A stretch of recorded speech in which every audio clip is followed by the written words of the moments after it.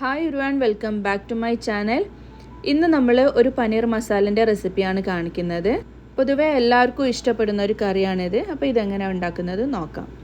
ആദ്യം നമുക്ക് ഒരു പാൻ അടുപ്പിൽ വെച്ചിട്ട് ഒന്ന് ചൂടാക്കിയെടുക്കാം. എന്നിട്ട് ഇതിലേക്ക് 1 ടേബിൾ സ്പൂൺ ബട്ടർ ചേർത്ത് കൊടുക്കാം. ബട്ടർ ഒന്ന് മെൽറ്റായി വരട്ടെ. ഇനി ഇതിലേക്ക് 250 ഗ്രാം പനീർ ചേർത്ത് കൊടുക്കാം. എന്നിട്ട് ഇതൊന്ന് ഷാലോ ഫ്രൈ ചെയ്തെടുക്കണം. ബട്ടറിന് പകരം നമുക്ക് ഓയിൽ വേണമെങ്കിലും യൂസ് ചെയ്യാം. അതായത് സൺഫ്ലവർ ഓയിലോ വെജിറ്റബിൾ ഓയിലോ യൂസ് ചെയ്യാം. ഇതൊരു നോർത്ത് ഇന്ത്യൻ കറി ആയതുകൊണ്ട് തന്നെ വെളിച്ചെണ്ണ ചേർക്കരുത്. അപ്പോൾ നമ്മളുടെ ഒരു നാടൻ കറീൻ്റെ ഒരു ടേസ്റ്റായി പോകും. ബട്ടറിൽ വെക്കുമ്പോഴാണ് കൂടുതൽ ടേസ്റ്റ് ഉണ്ടാവുക. അപ്പോൾ ബട്ടർ യൂസ് ചെയ്യാൻ പറ്റുകയാണെങ്കിൽ അത് തന്നെ യൂസ് ചെയ്യാം. എന്നിട്ട് ഇത് ഒന്ന് ഷാലോ ഫ്രൈ ചെയ്തതിന് ശേഷം ഒന്ന് കോരി മാറ്റി വെക്കാം. ഈ സെയിം പാനിലേക്ക് തന്നെ 1 ടീസ്പൂൺ ബട്ടർ കൂടെ ചേർത്ത് കൊടുക്കുക. എന്നിട്ടൊരു വലിയുള്ളി ഇതേപോലെ വലിയ പീസസ് ആക്കിയത് കട്ട് ചെയ്തിട്ട് ഇട്ട് കൊടുക്കുക. അതിൻ്റെ കൂടെ തന്നെ ഒരു 6-7 വെളുത്തുള്ളി കൂടെ ചേർത്ത് കൊടുക്കുക. എന്നിട്ട് ഇതൊന്ന് വഴറ്റിയെടുക്കണം.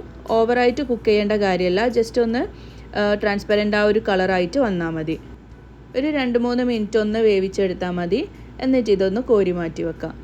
വെളുത്തുള്ളിൻ്റെ കൂടെ ഒരു കഷ്ണം ഇഞ്ചും കൂടെ ചേർത്ത് കൊടുക്കുക. എൻ്റെ കയ്യിൽ പേസ്റ്റ് ആയതുകൊണ്ട് ഞാൻ ഇതിലേക്ക് ചേർത്ത് കൊടുക്കുന്നില്ല. ഇത് പേസ്റ്റ് ആക്കി എടുക്കുന്ന ആ ഒരു സമയത്താണ് ചേർത്ത് കൊടുക്കുന്നത്. ഇനി ഇതിലേക്ക് 1 ടീസ്പൂൺ ഇഞ്ചി പേസ്റ്റ് ചേർത്ത് കൊടുക്കുന്നുണ്ട്. 1 പിടി മല്ലിച്ചപ്പും പുതിനയും കൂടെ, പിന്നെ 2 ടേബിൾ സ്പൂൺ തൈര്, 2 പച്ചമുളക്.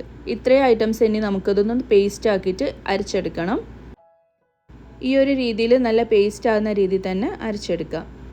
ഇനി സെയിം പാനിലേക്ക് തന്നെ 3 ഏലക്കായ, ഒരു ചെറിയ കഷ്ണം പട്ട, 3 പൂവ്, 1 ടീസ്പൂൺ ചെറിയ ജീരകം, 2 വറ്റൽമുളക്, 1/4 ടീസ്പൂൺ കുരുമുളകിൻ്റെ മണി, ഇത്രയും ചേർത്തിട്ട് നല്ലപോലെ ഒന്ന് വഴറ്റിയെടുക്കുക. ഇനി നേരത്തെ അരച്ച് പേസ്റ്റാക്കി വെച്ചിട്ടുണ്ടായിരുന്ന ആ ഒരു പേസ്റ്റ് കൂടെ ചേർത്തിട്ട് നല്ലപോലെ ഒന്ന് മിക്സ് ചെയ്തെടുക്കുക.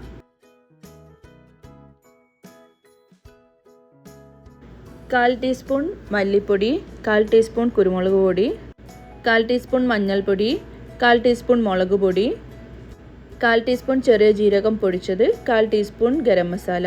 ഇത്രയും ഐറ്റംസ് ചേർത്തിട്ട് നല്ല പോലെ ഒന്നുകൂടെ ഒന്ന് മിക്സ് ചെയ്തെടുക്കുക. 2-3 മിനിറ്റ് ഇതൊന്ന് വേവിച്ചെടുക്കണം. ഇതിലേക്ക് ആവശ്യമായിട്ടുള്ള ഉപ്പും കൂടെ ചേർത്ത് കൊടുത്തിട്ട് ഇതൊന്ന് അടച്ചു വെച്ചൊന്ന് വേവിച്ചെടുക്കാം. ബട്ടർ മുകളിലൊന്ന് തെളിയുന്നവരെ ഇതൊന്ന് വേവിച്ചെടുക്കണം. അതിനുശേഷം നമ്മൾ നേരത്തെ ഷാലോ ഫ്രൈ ചെയ്ത് വെച്ചിട്ടുള്ള ഒരു പനീർ ചേർത്ത് കൊടുത്തിട്ട് ഒന്ന് മിക്സ് ചെയ്തെടുക്കാം. ഇത് വേവിക്കുന്ന സമയത്ത് കുറച്ച് ഡ്രൈ ആയിട്ട് വരും. അപ്പോൾ ഒന്ന് ലൂസാക്കി എടുക്കാൻ വേണ്ടിയിട്ട് കുറച്ച് വെള്ളം ചേർത്ത് കൊടുക്കണം. ഒരു 1/4 കപ്പൊക്കെ വെള്ളം ചേർത്ത് കൊടുത്താൽ മതി. കൂടുതൽ വെള്ളം ഒഴിച്ചു കൊടുത്താൽ ഇത് ലൂസായിട്ടുള്ള ഒരു കറി ആയിട്ട് പോകും. കുറച്ചൊരു തിക്നെസ്സിലാണ് ഈ ഒരു കറി ടേസ്റ്റ് ഉണ്ടാവുക. അപ്പോൾ കുറച്ച് വെള്ളം ചേർത്തിട്ട് ഇതൊന്ന് മിക്സ് ചെയ്തിട്ട് വേവിച്ചെടുക്കുക. 2-3 മിനിറ്റ് അടച്ചു വെച്ചിട്ട് തന്നെ ഒന്ന് വേവിച്ചെടുക്കുക. എന്നാൽ ആ പനീറിലേക്ക് ആ ഒരു ടേസ്റ്റൊക്കെ ഒന്ന് ഇറങ്ങി കിട്ടും. ഇപ്പോൾ ഈ ഒരു രീതിയിൽ ആയി വന്നിട്ടുണ്ട്. ഇനി ഇതിലേക്ക് നമുക്ക് ചേർത്ത് കൊടുക്കാനുള്ളത് ഫ്രഷ് ക്രീമാണ്. ഫ്രഷ് ക്രീം അല്ലെങ്കിൽ കുക്കിംഗ് ക്രീം ചേർത്ത് കൊടുക്കുക. ഞാൻ കുക്കിംഗ് ക്രീമാണ് ചേർത്തത്. ഈ ഒരു കറിക്ക് നല്ല ടേസ്റ്റാണ് ഈ ഒരു ക്രീം ചേർക്കുന്ന സമയത്ത്. അപ്പോൾ അത് കുറച്ച് ചേർത്ത് കൊടുക്കുക. ഫ്ലേവറിന് വേണ്ടിയിട്ട് കുറച്ച് കസൂരി മേത്തി ചേർത്ത് കൊടുക്കുന്നുണ്ട്. 1 ടീസ്പൂൺ കസൂരി മേത്തി മതിയാവും.